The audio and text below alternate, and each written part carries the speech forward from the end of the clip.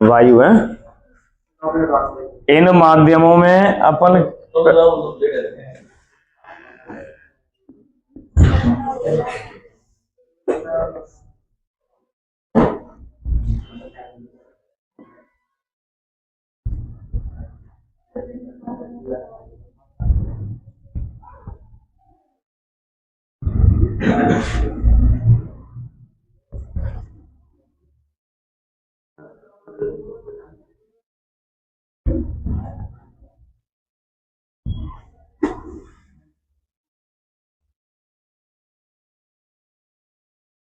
जब प्रकाश की किरण वायु से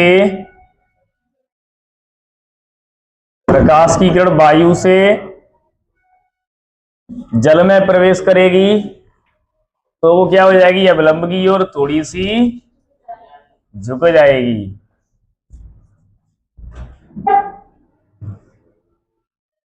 और फिर ये किरण जल से कांच में प्रवेश करेगी तो फिर ये थोड़ी सी झुक जाएगी। और जब ये प्रकाश की किरण इस कांच से वायु में प्रवेश करेगी तो फिर अविलंब से दूर हो जाएगी, है ना। यही तो हो जाएगा।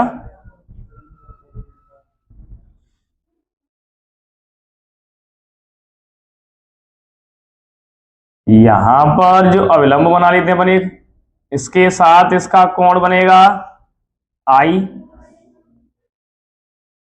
और इधर इसके साथ, फिर यहां पर अपन ने अविलंब बना लिया, इसके साथ कोण बना हुआ है आर, इसके साथ अपन मान लेते हैं आर डैश। यहां पर भी अविलंब बनाया, जब इसके साथ जो आर डैश है और इसके साथ एंगल वायु के साथ कौन सा था, आई।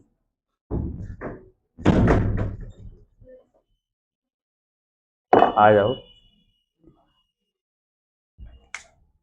तो प्रकाश का अलग अलग माध्यम में अपन अपवर्तनांक पढ़ रहे हैं। अब अलग अलग माध्यम में इनका अपवर्तनांक, इधर देखो, पहले प्रकाश सबसे पहले वायु से किसमें प्रवेश कर रहा है, जल में, फिर जल से कांच में, फिर कांच से वायु में। जब प्रकाश वायु से जल में प्रवेश कर रहा है तब इनके अपवर्तन और आपतन कोण, ये आपतन कोण क्या है, आई, और अपवर्तन कोण, फिर यहां के लिए ये अपवर्तन और ये आपतन और ये अपवर्तन, और यहां के लिए ये आपतन और ये,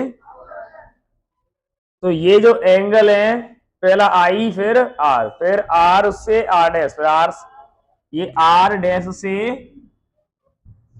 आई, इतना सही आ रहा है।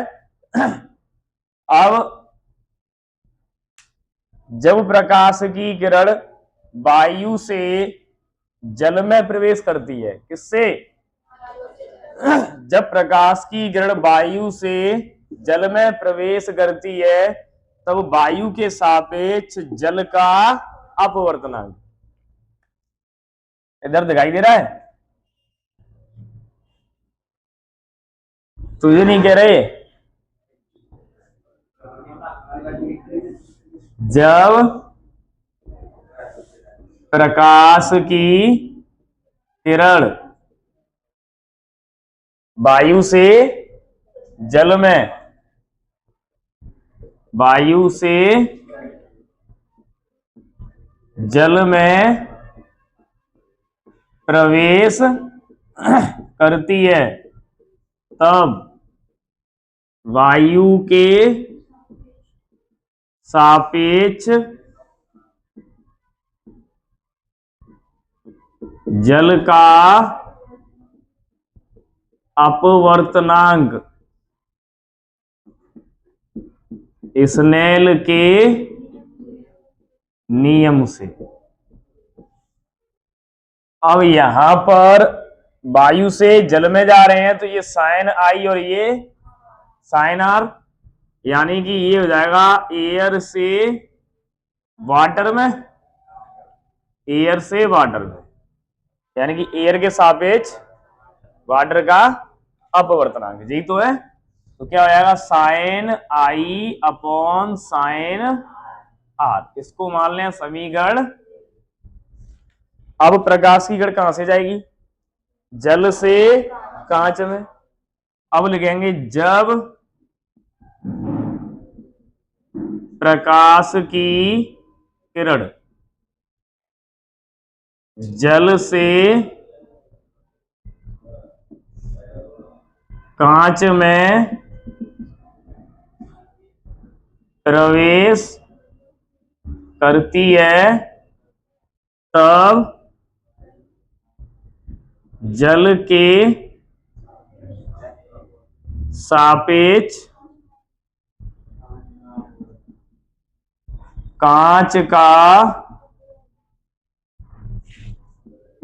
अपवर्तनांक किससे, स्नेल के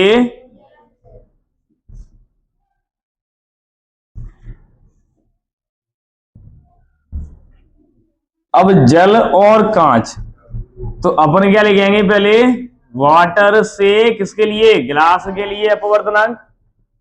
और क्या आ जाएगा यहां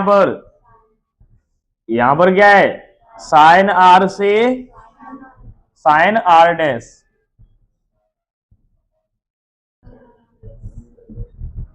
समीकरण 2।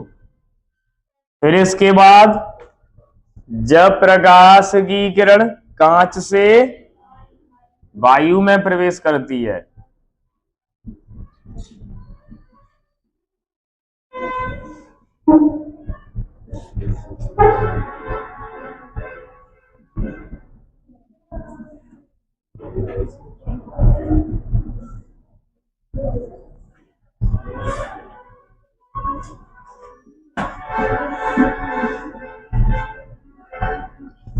तब कांच के सापेक्ष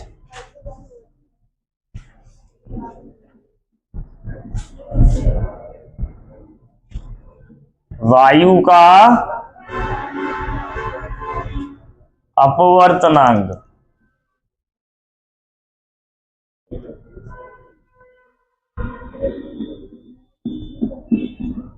स्नेल के नियम से क्या हो जाएगा, यहां पर गिलास से एयर के सापेक्ष निकाल रहे हैं, तो गिलास से एयर के सापेक्ष। अब यहां पर क्या है, आर डैश से आई, तो ये हो जाएगा साइन आर डैश अपॉन में साइन आई, इसको मान लेंगे अपन समीकरण 3। अब समीकरण 1 व 2 व 3 का गुणा करने पर,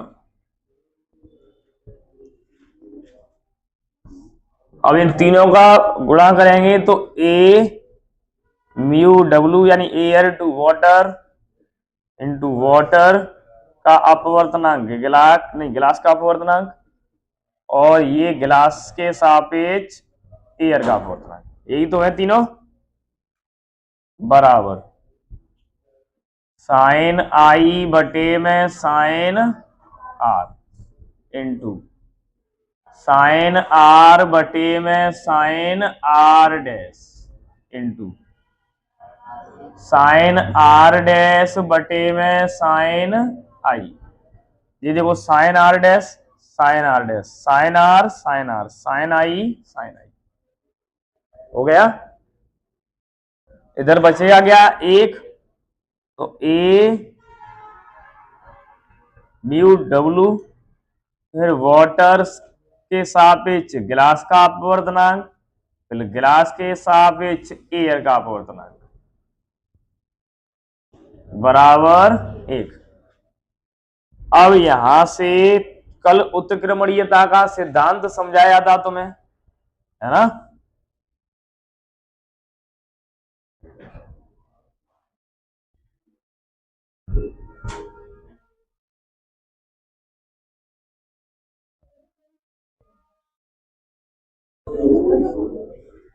इसमें तुम्हें बताया था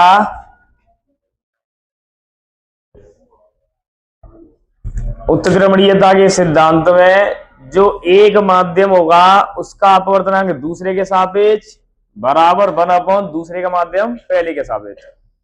तो इसमें अपन को सिद्ध करने के लिए क्या दिया था उसमें, जो बताओ पहले एक बार, क्वेश्चन में सिद्ध करने के लिए क्या बोला था? एयर का अपवर्तनांक वाटर के सापेक्ष। अरे उधर ऊपर क्या आया है, ऊपर यहाँ पर सिद्ध कर रहे थे वहां, यही तो है, एयर का अपवर्तनांक वाटर के सापेक्ष, ठीक है ना? तो हम इसी को ऊपर लेना है ना, इसको ऊपर रखने के लिए क्या करेंगे, इसको देख लो यार, चलो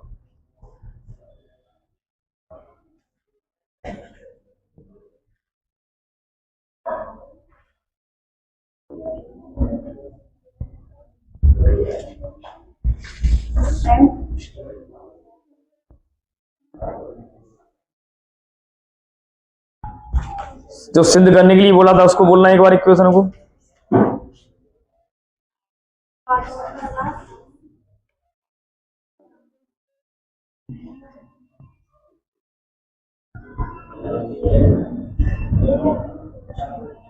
जी दिया था, और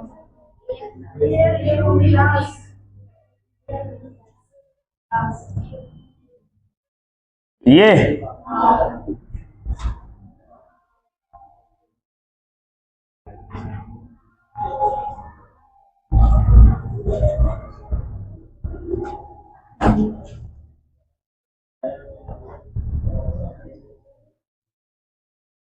यहाँ वाटर टू गिलास, इसको एक बार नोट करो पहले, फिर सिद्ध करवाते करो।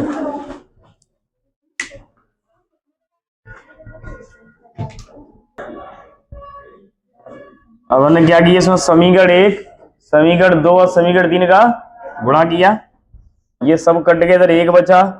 उत्क्रमणीयता के सिद्धांत में आपने पढ़ा था, यदि कोई माध्यम ऐसे दिया आपको एयर का अपवर्तनांक वाटर के सापेक्ष, तो क्या करते हैं हम, इधर 1/, वाटर के सापेक्ष एयर का अपवर्तनांक अपडेट हो जाता था, जो आप पहले पढ़ चुके हो उत्क्रमणीयता के सिद्धांत में।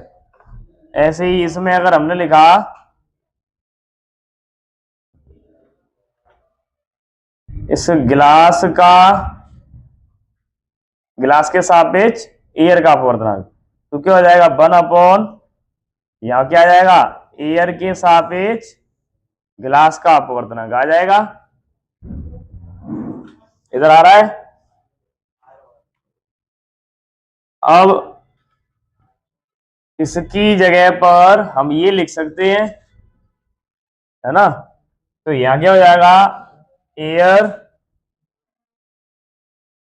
के सापेक्ष वाटर का अपवर्तनांक गुणा वाटर के सापेक्ष गिलास का अपवर्तनांक गुणा, और ये जो लिखा हुआ है गिलास के सापेक्ष एयर का अपवर्तनांक, इसकी जगह पर हम ये लिख सकते हैं 1/,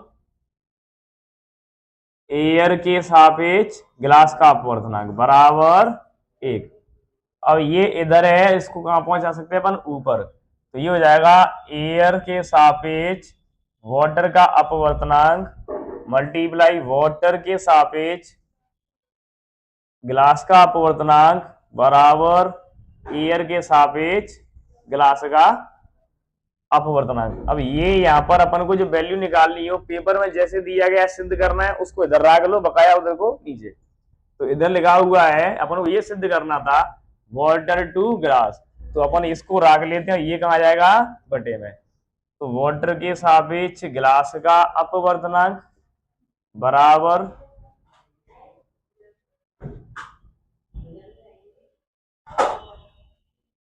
ये बटे में आ गया, हो गया कंप्लीट, नोट कर लो।